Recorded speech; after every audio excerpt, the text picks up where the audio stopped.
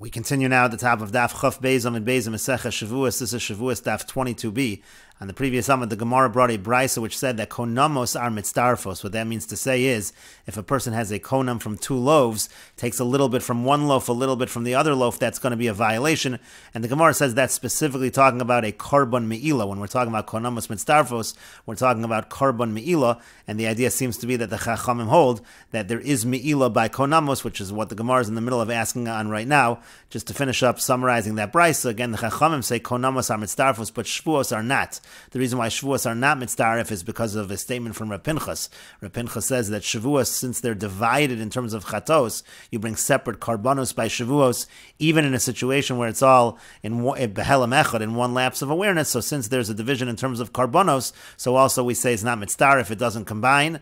Again, that's what the Chachamim say. They make that distinction between konamos and Shevuos. And then Rabbi Meir, he responds to the Chachamim. He says in the brisa that no, Shevuos actually are the same as konamos. Just like konamos joined together, they can combine. So too Shevuos are able to combine. And the Gemara is in the middle of asking, because it says in a brisa, as the brisa now continues, v'chachamim omrim, the Chachamim say, bein hu bein chavero lo moal, whether we're talking about him or his friend, there is no me'ilah, lefi she'ein me'ilah b'konamos, because there is no me'ilah by konamos. In other words, the brisa brought a case of konamos, and Rabbi Meir said that konamos is considered to be like regular me'ilah, and now the brisa is continuing and bringing the Chachamim and says, no, there is no me'ilah by konamos, and that contradicts what we just said in the Chachamim in that previous brisa, where we're saying that by konamos it's mitzdarf and it combined for the korban me'ilah, meaning there is me'ilah by konamos. And so the Gemara continues and answers, Epoch, you just have to reverse the opinions in this brisa that we just brought. It should be as follows.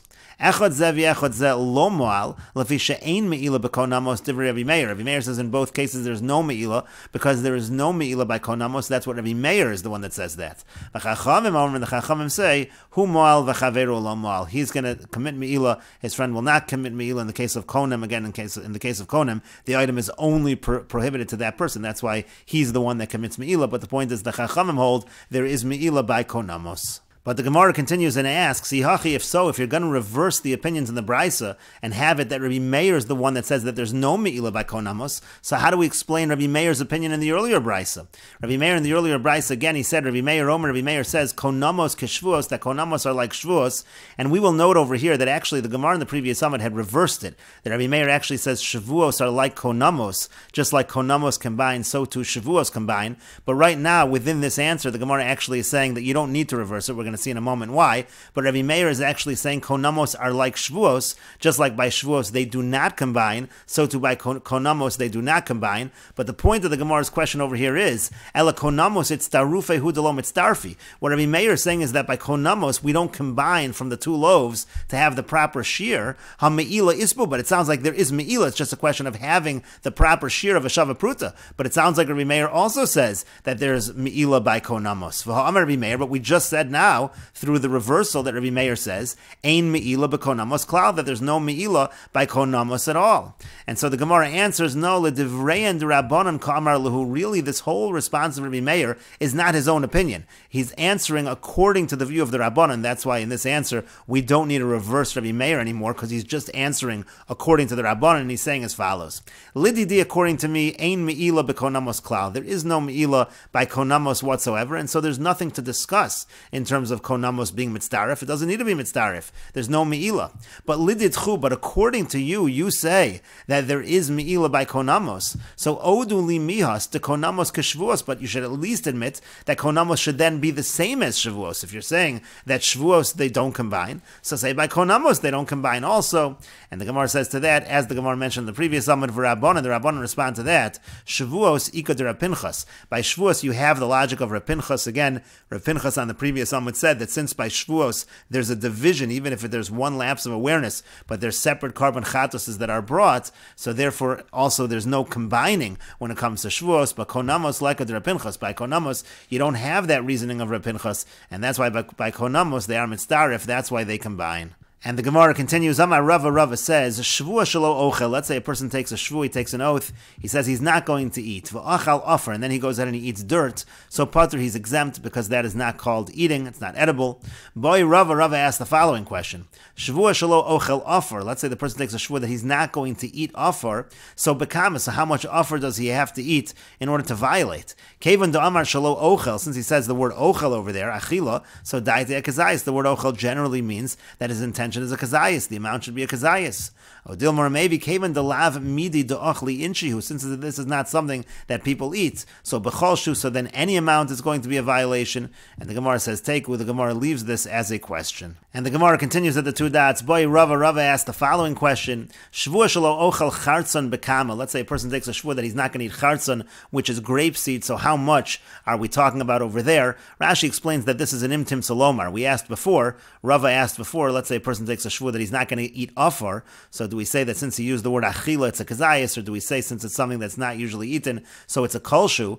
So the Gemara here is saying, if you're going to assume by afar, which is something that's not edible, that it's a kolshu, so then what about by chartzon, by grapeseed? So how much over there is it going to be, again, a kolshu or a kazayas? And the reasoning would be as follows. Kevan de misachel al yedei tarovis. On the one hand, we could say that grapeseed is something which is eaten if it's mixed together, meaning if it's part of the grape. So then daite akazayas, so then already it's considered like a food, and therefore the amount, the person's intention is a kazayas in such a situation.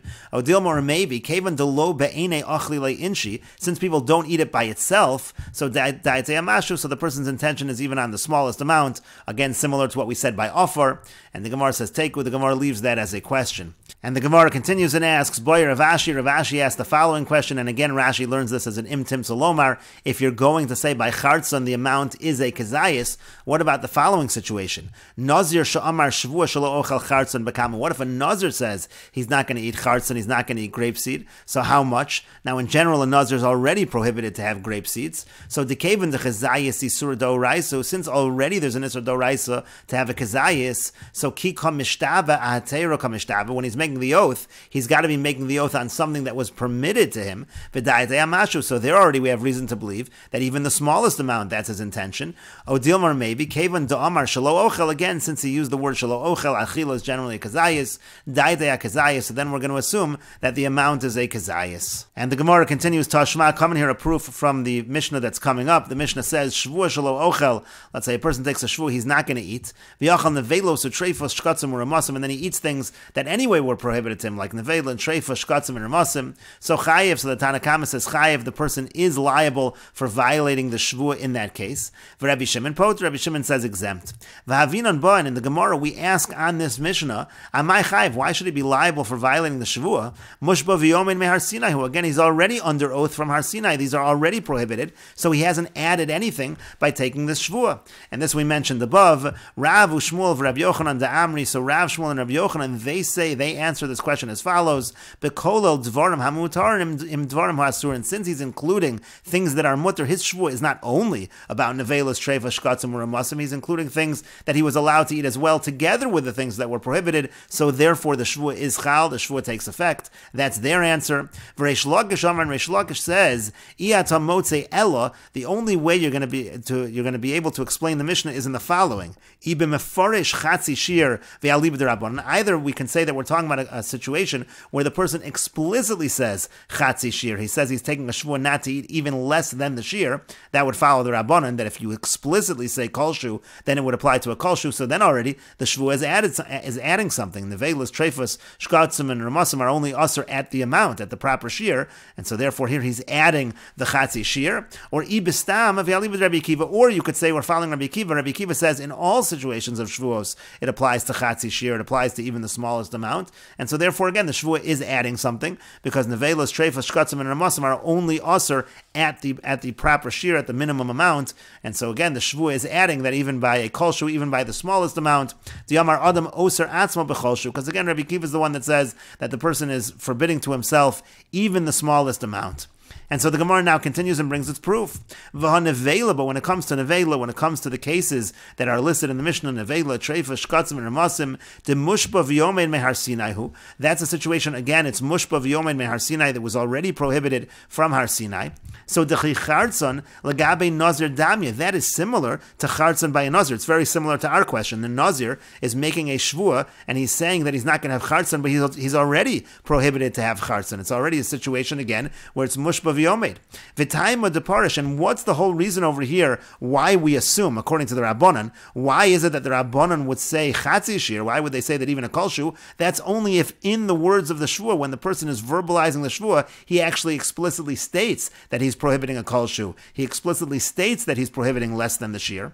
Halo parish, but if he doesn't say that, daite a kazayis, so apparently his intention is a kazayis. That's what seems to be being said according to the Rabbanan, and that's exactly the same as our case of the chartzon by nazir. By the chartzon by nazir, what's the whole reason why we're asking this question and saying maybe it's a kolshu? We're suggesting maybe it's a kolshu because anyway chartzon is prohibited, so he must be adding something. So maybe he's adding even a kazayis, but apparently maybe he's adding even less than a kazayis. But apparently we don't say that because again, by this case of nevela, by nevela's treifa, shkatzim, uramasim, within the shita of the Rabbanan that a shvua in general is talking about the shir is going to be a kazayis, we don't automatically assume that if you make a shvua on something that was already forbidden, that it means less than a kazayis. That's not automatic, and so the same thing should be true by chartzon lagabe nazir. We're not going to automatically assume less than a kazayis just because chartzon is already prohibited, and so therefore you see shma mina. So therefore, indeed, you see that is the case. You see from this that by chartzon lagabe nazir, that is not a reason to assume that he means it to be less than a kazayis. We can assume daite a kazayis.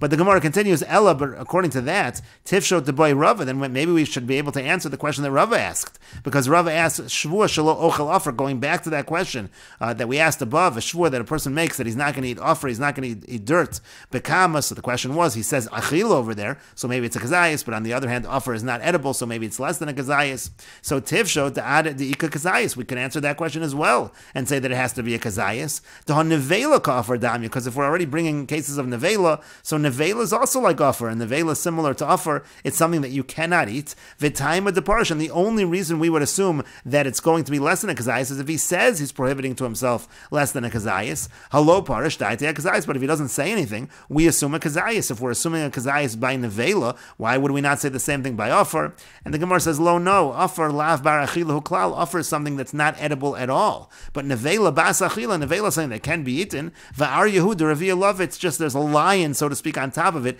There's a prohibition over there. So you can't compare a case where it's something that's fundamentally edible, but there's a prohibition. So over there already, the achila might be referring to a kazayas because it's fundamentally edible. By offer, where it's not fundamentally edible, so there already there's more reason to believe that maybe it's not a kazayas. And the Gemara continues with the Mishnah, Shvuah shelo ochel, let's say a person makes a shvuah, he makes an oath that he's not going to eat, v'achal v'shas, and then he goes ahead and he eats and he drinks, eino chayav ela'achas, he's only going to be liable for one violation. We'll see Rashi in a moment. Shvuah shelo ochel v'shelo eshte, let's say he takes a shvuah, he's not going to drink, and he's not going to eat, and he's not going to drink. V'achal v'shas, and then he goes ahead and he eats and he drinks, chayav shtayim. So in that case, he'll be liable for two violations.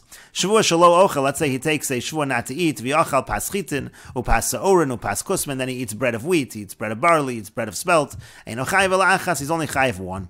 Shvuah shelo ochel paschitin, upas sa'orin, upas kusman, if the way he takes the oath is that he's not going to eat wheat bread, barley bread, and spelt bread, v'achal, and then he eats them, chayav al kol achas v'achas, he's chayav on each one. Shavuos shelo eshta, let's say he takes a shvuah, I'm not going to drink. V'shasa mashkin harbe, he drinks a lot of different drinks. Eino chayiv ela'achas, he's only chayiv one. Shavuos shelo eshta yayin v'shemen u'devash, if he takes a shvuah that I'm not going to drink wine, oil, honey. V'shasa, and he drinks chayiv al kol achas v'achas, he's chayiv on each one. Shavuah shelo ochel v'yochal ochlin she'inon ru'uyin la'achila. Let's say he takes a shvuah, he's not going to eat, and he eats things that are not edible. V'shasa mashkin she'inon ru'uyin l'shtiyu, or he drinks things that, again, it's not something that's fit to be drunk. So pater, so then he's going to be exempt. Shavuah shelo ochel, let's say he takes a shvuah that he's not going to eat. V'yochal nevelos, so treifos, shkatzim, or ramasim, the case we just had above. He eats nevelos, treifos, shkatzim, and ramasim. These are things that you're not allowed to eat anyhow. So chayiv, he's liable according to the Tanakama. For Rabbi Shimon poter, but Rabbi Shimon says exempt in that case. Amar let's say he says, konem ishti, konem against my wife, nenis li, meaning to say he's not going to get pleasure, no pleasure from his wife, im achalti hayom, if I eat today. That's how he phrases the konem. Vu achal nevelos utrefa shkatzim uramasim, and then he goes ahead and he does eat, but what he eats is not kosher. He eats nevela, trefa, shkatzim, and ramasim, hare ishto asura. So in that case, his wife, in fact, will be prohibited to him. And Rashi explains, Shevuos shelo ochel v'achal v'shasi. He takes a Shevuot not to eat and he eats and he drinks. Now,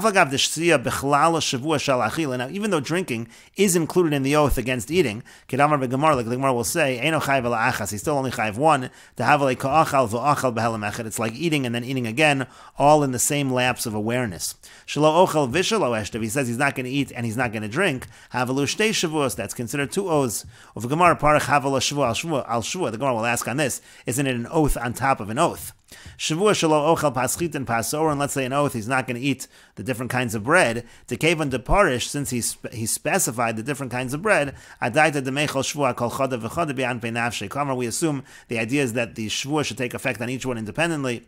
Over Gemara parach, and in the Gemara will ask, dil mahai de parish shalu. Maybe the reason he specified was adaita lemiftar mimina achrina. Maybe it was just in order to be exempt from other things.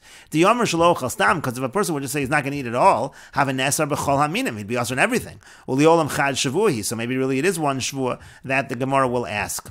V'yachal nevelos chayev. Again, if he eats nevelos, he takes a shvua he's not going to eat. He eats nevelos. Deruuyin hein lachila, because those they are edible. V'yarihu deraviolayu. There's just a lion crouching on top of them, meaning to say it's just a prohibition. For Rabbi Shimon poter, but Rabbi Shimon says exempt. The mushba v'yomin hu alein, as we mentioned earlier, Rabbi Shimon says exempt because he's already under oath from Har Sinai, so the shvua does not take effect.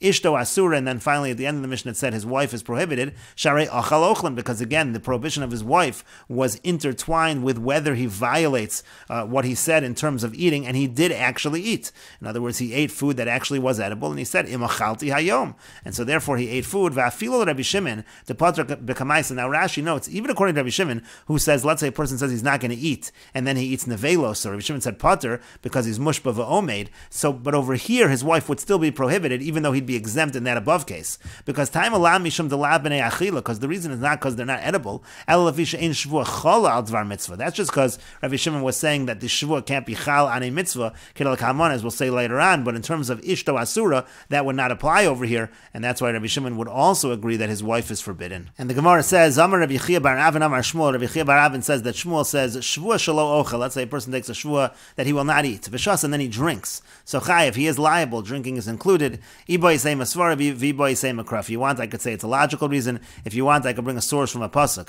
Iboy say masvara. If you want, I could say it's a logical reason. Diyamar le inish lechavri, because a person says to his friend nitom midi. Let's taste something. Va'ayli v'achli v'shas. When they go in and they eat and they drink, you see that they refer to drinking as eating.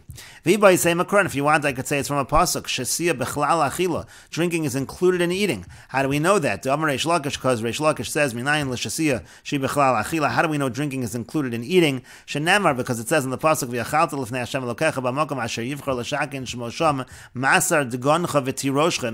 Mentions tiroshcha. The Gemara is going to say in a moment that's wine, and it says v'yachalta. It says eating. So you see that drinking can be referred to as eating, and we will continue with this discussion in the next video on Daf Gimel Amud Aleph.